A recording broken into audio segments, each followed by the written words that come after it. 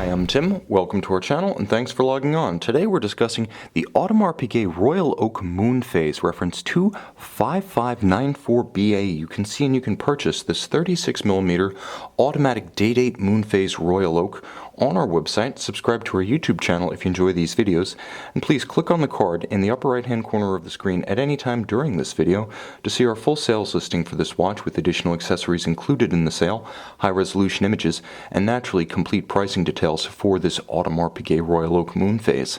Now on my wrist, 6 1/3 inches, 16 centimeters in circumference, you can see that this watch is the traditional size for the automatic and complicated Audemars Piguet Royal Oaks from the 1980s, when the Jumbo, the 5402, was 39mm. This size, the 36, debuted on the 14790 and was used for the watch you see here, sometimes nicknamed the Moonphase Owl. There's a conventional owl that simply features the day and the date, this one being the Moonphase Owl. Call it just a bit wiser than your standard day-date.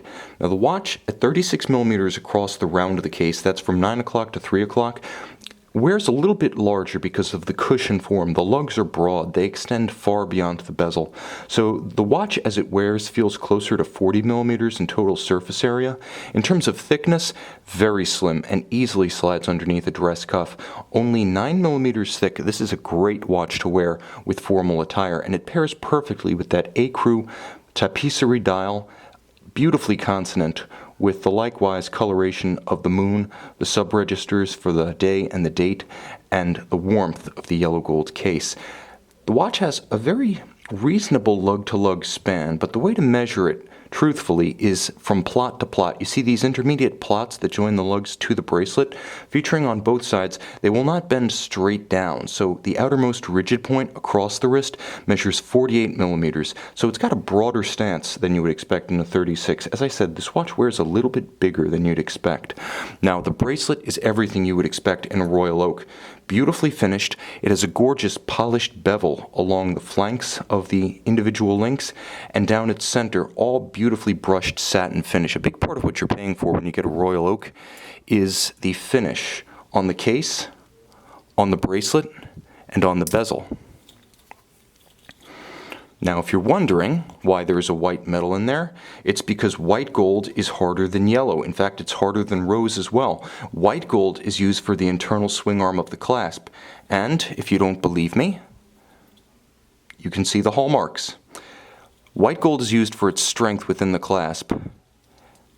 Yellow gold is used externally for tonal consonance.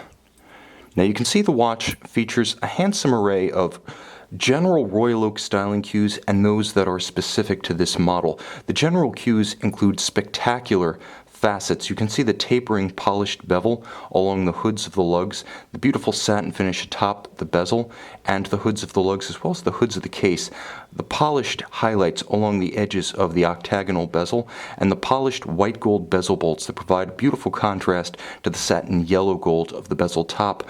Moving inboard, we have a tapisserie dial. It's a sort of eggshell or ecru. Again, distinctly off-white, not quite tan, but it beautifully matches the gold of the case and the applied indices as well as the baton hands. Now you can see day and date as well as Moonphase. The day and the date are operated by backing out the crown and reversing through midnight to operate the day-date functions, and the Moonphase is adjusted directly by the crown in an intermediate setting position. The tapisserie dial, as of the time this watch was constructed, was actually built for Audemars Piguet by Stern Creations, and if you recognize that name, yes, we're talking those Sterns of Patek Philippe. The family originally started as dial makers in the Swiss watch industry and continued to build Royal Oak dials right up through 2011. The watch features a gorgeous bosom-style Moonphase that nicely anchors the watch, providing a little bit more visual balance than the conventional automatic Royal Oak day-date, nicely counterweighted by the AP signature and the corporate marquee at 12 o'clock. Now inside the watch, is the Audemars Piguet caliber 2224-2825, and what that is a Jaeger-LeCoultre base movement with a Dubois de Praz day-date Moonphase module, beautifully finished to AP standards. It provides 40 hours of power reserve. The day-date and the Moonphase, it beats at a modern 4 Hz or 28,800 vibrations per hour, and it features an incredibly slim profile, which enables this watch to be so svelte from crystal to caseback. This is a handsome watch, a charming watch. In a lot of ways, this is almost like the Jaguar Mark II of watches.